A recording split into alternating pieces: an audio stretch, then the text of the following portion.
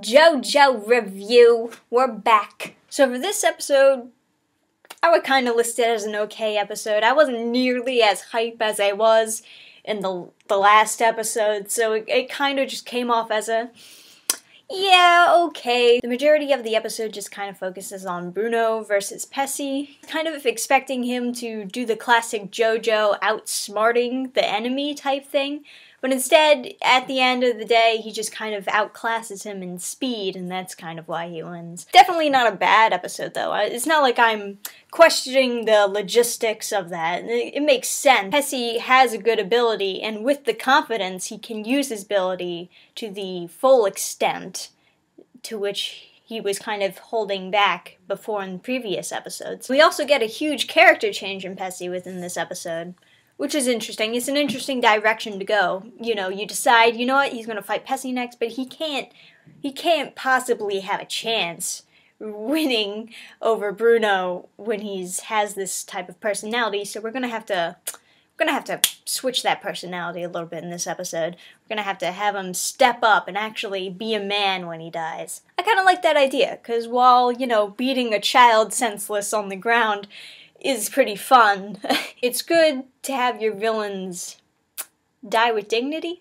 I guess I would say. Or at least die in an epic fashion. So, without further ado, let's talk about this episode. What happened? Oh, let's recap. It's recap time. So Bruno takes Prosciutto, throws him out of the train, zips it up so Peccis can't grab them on the way out, and Peccis doesn't know how to stop the train.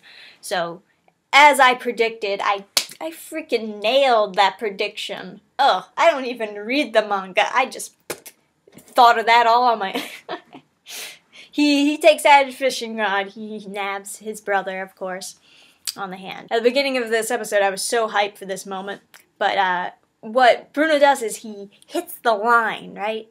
And whatever you do to the line reflects back to the person who's hooked. Since Prosciutto is hooked, he has that damage reflected back at him, so what ends up happening is Prosciutto's hand unzips, and the hook instead gets hooked on to Bruno and Bruno's stand. So Prosciutto, there you go, just hitting the pavement. And the idea behind putting the hook in your hand now is the idea that now, not only are you hooked to the train so you're not going to fall off, but now Peccis is going to think that you are Prosciutto, and he's going to reel you in, and he's not going to do any damage to you. But that idea does not go as per planned. Peccis is able to feel on the line that it's not Prosciutto. He realizes that the hook is on the wrong hand, and people around him are starting to not age anymore. So he's freaking out because he's thinking the people in the turtle are going to come out after him, and he's going to be outnumbered, and oh, what am I going to do? But then, as soon as he's freaking out, all of a sudden the aging process starts up again. He looks out the window to see what's going on, as it turns out his brother somehow latched himself in between, like, the bottom of the train, and he's dying. But he's able to activate his ability as he's dying. So he doesn't have much longer to go, but for this short while, he's keeping his ability going so that the other people can't outnumber Peccis, and so Bruno is going to be at a disadvantage because he's still aging as well, and he's been getting slower and slower as the time has progressed. And that's when Peccis has this whole epiphany, thinking about everything that Prosciutto has been trying to tell him this whole time. And we have this well-done scene where he's going over to this one old guy who was yelling at him before, but now he's not yelling anymore because he's super aged on the floor, and he puts his foot on his neck, and he snaps it like that.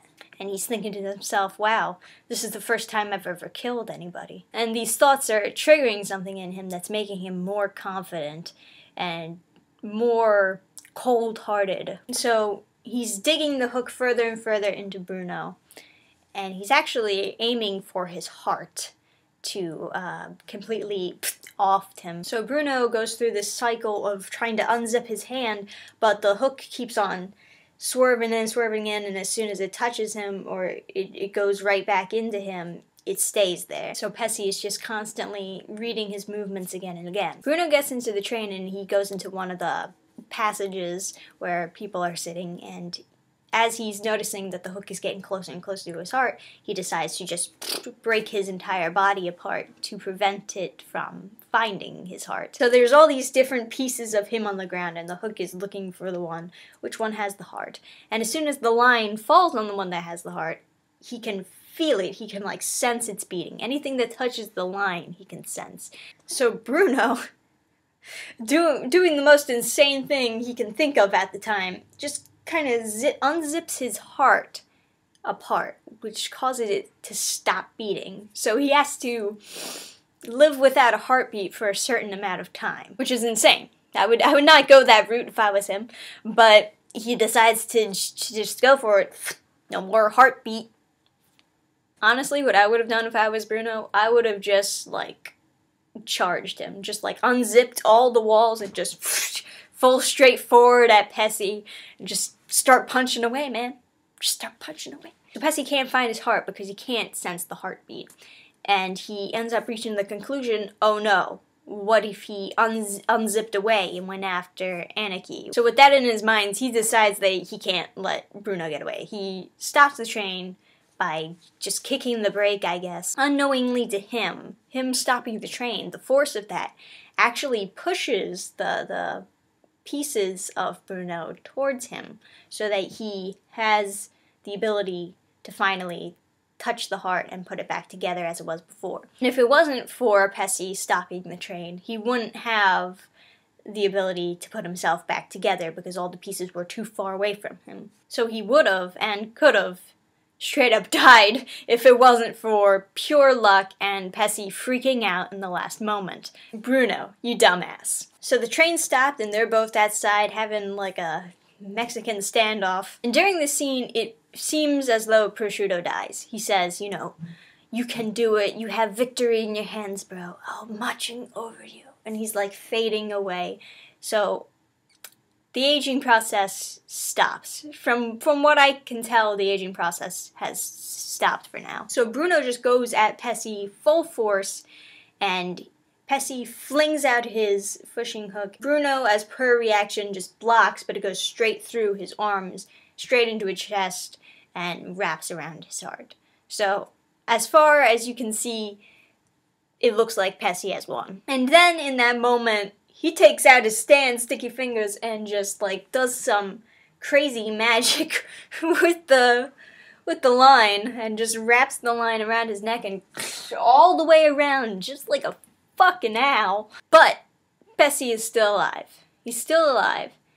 And in this moment, he takes out the turtle, and he actually takes out Trish, and she falls to the ground. And he lifts up the turtle. He's like, you can take Trish and leave. I don't care.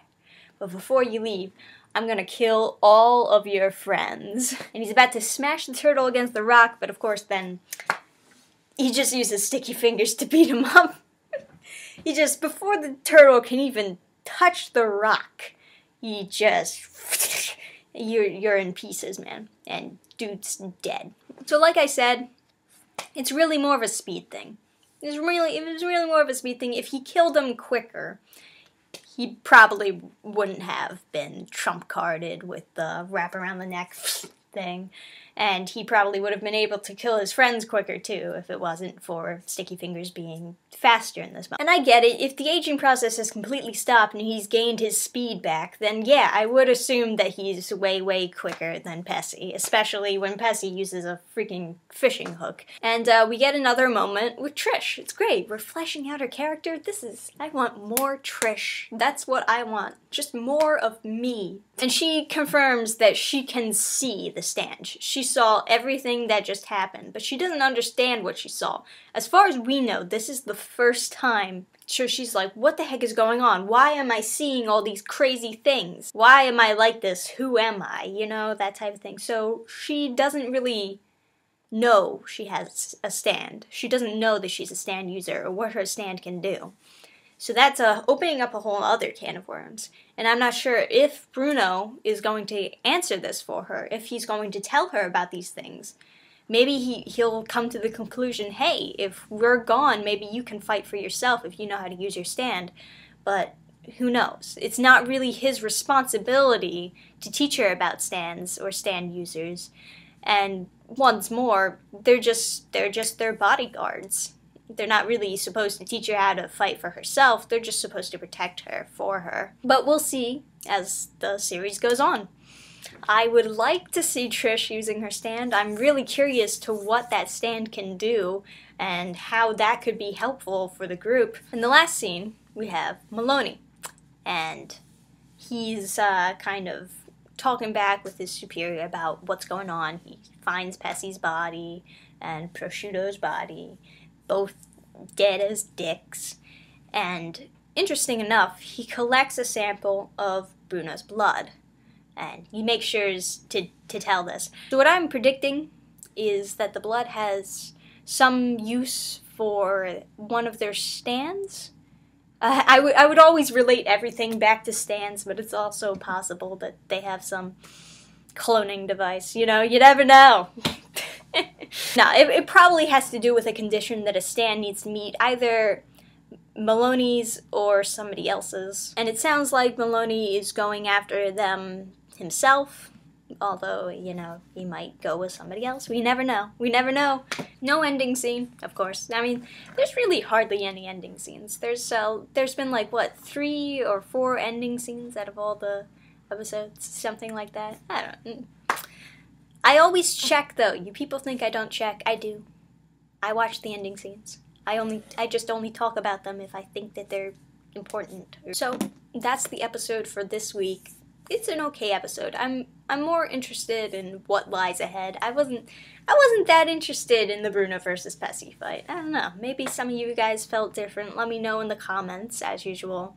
Like the video, because it's me. And we'll see where this goes next week. I can't wait to learn about Trish and her abilities and how she's going to do in this series. So I'll see you next time, guys.